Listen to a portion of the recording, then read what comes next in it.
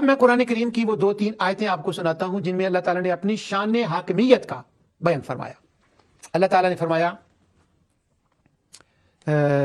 کیا بات ہے، اولا یہیں سے مثال شروع کی ہے، کیونکہ یہ جہان اور اگلا جہان مل کر جوڑا بنتا ہے. اس پر بھی میں نے شبینہ پڑھا ہے کہ اللہ تعالیٰ نے کائنات میں جوڑے جوڑے بنائے ہیں اور بندے کے دماغ کو سیدھا کیا ہے منکروں کو کہ اگر ہر چیز کا جوڑا ہے، تمہاری آنکھوں کے سامنے وہ جوڑا ہے، تمہاری آنکھوں کے سامنے جوڑا ہے، تو تم کیسے کہتے ہو کہ صرف یہ دنیا ہے، اس کے بعد کوئی اور نہیں ہے؟ جب ہر چیز کا جوڑا ہے تو اس کا جوڑا بھی ہے. یہ آیات میں نے تلاوت کر دی پچھلے پروگراموں میں. اللہ تعالیٰ نے دنیا کے ساتھ آخرت کی مثال دی ہے. اب آیت یہ شروع ہو رہی ہے سورہ رعد کی، اولم یروا انا نأتی الارض ننقصها من اطرافها. اے عربو، اے اہل مکہ، اے حجازیوں، تمہاری آنکھیں کھلی ہیں نا؟ آنکھیں کھول کے دیکھو. تمہارا طوطی بولتا تھا طائف میں، تمہارا طوطی بولتا تھا حبشہ میں، تمہارا طوطی بولتا تھا ادھر ادھر سارے. لیکن اب کیا ہوا کہ وہ لوگ ہو گئے مسلمان، اور جس کو تم اپنا گھر اور اپنی سرزمین سمجھتے تھے نا کہ یہ ہماری ہے، تمہیں ذرا غور کرو کہ وہ تمہارے اقتدار سے نکلتی نہیں جا رہی. اب جب حبشہ کے بادشاہ نے اسائلم دیا تھا نا مسلمانوں کو وہاں پر، تو واپس آ کر عمرو بن عاص نے جب وہ رپورٹ دی تھی تو ابو سفیان نے ایک بات کہی تھی. اس نے کہا تھا اس کا مطلب ہوا حبشہ کی زمین ہمارے ہاتھ سے نکل گئی، حبشہ کی زمین ہمارے ہاتھ سے نکل گئی. یعنی وہ زمین تنگ ہو رہی ہے، سکڑی جا رہی ہے، شرنک ہو رہی ہے، اور ادھر طائف سے دوسرے علاقوں سے. اور پھر جب مدینہ میں ہجرت ہوتی ہے پھر تو ذرا اور فتوحات کی بات ہو گئی.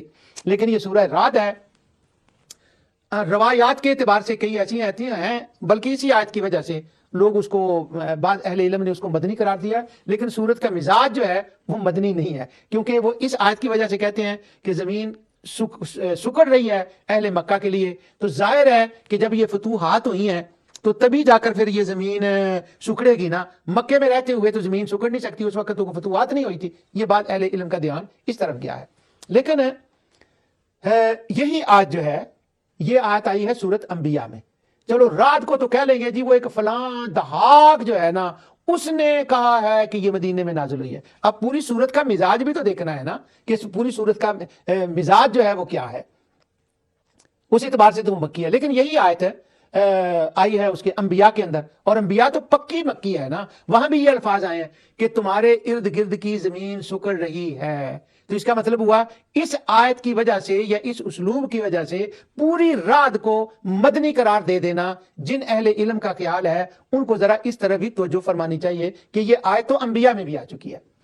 اسلام پھیل رہا ہے اور ان کے لیے زمین جو ہے نا وہ تنگ ہو رہی ہے، اسلام کو غلبہ حاصل ہو رہا ہے. اور اگر اس کو محاورے کے معنی میں لیں، کیونکہ قرآن کے اندر جو محاورے ہیں نا وہ کیا بات ہے، وہ محاوروں میں جو قرآن بات کرتا ہے، اگر محاورے کے معنی میں لیں تو اس کا مطلب ہے کہ تمہارے وہ غلط جو دلائل تم نے بنا رکھے تھے ان کی زمین تنگ ہو رہی ہے، وہ گر رہے ہیں، وہ چکنا چور ہو رہے ہیں، اور تمہارے لیے زمین تنگ ہو رہی ہے، تم سکڑ رہے ہو. یہ اپنے حلقے میں تو تم ان کی واہ واہ کر لو گے، لیکن قرآن کی جو شانیں بیان ہوئی ہیں، جو دلائل آ گئے ہیں ان کے سامنے، یہ تمہارے سامنے تمہارے دلائل نہ حبشہ میں، نہ مصر میں، نہ شام میں، نہ طائف میں، نہ یثرب میں، نہ خیبر میں، کہیں یہ کھڑے نہیں ہو سکتے. وہاں پر صرف وہ دلائل بولیں گے جو رسول اللہ صلی اللہ علیہ وسلم نے بیان فرمائے.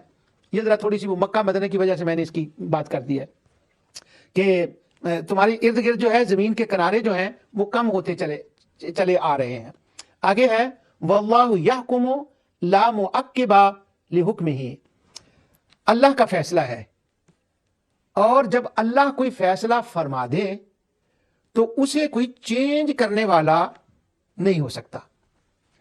اب پھر شبینہ 1 منٹ کے لیے، اللہ نے یہ فیصلہ کیا ارد گرد اسلام پھیلے، اللہ نے یہ فیصلہ کیا دلائل میں نازل کروں لوگ ان کو سمجھیں. اب اللہ کے اس فیصلے کے مقابلے میں کون کھڑا ہو سکتا تھا کفار و مشرکین کے عقیدے کے مطابق؟ کون تھا جو اس میں مداخلت کر سکتا؟ کون تھا جو اسے چینج کر سکتا اس فیصلے کو؟ کون تھا جو ڈیسیجن کو چینج کر سکتا؟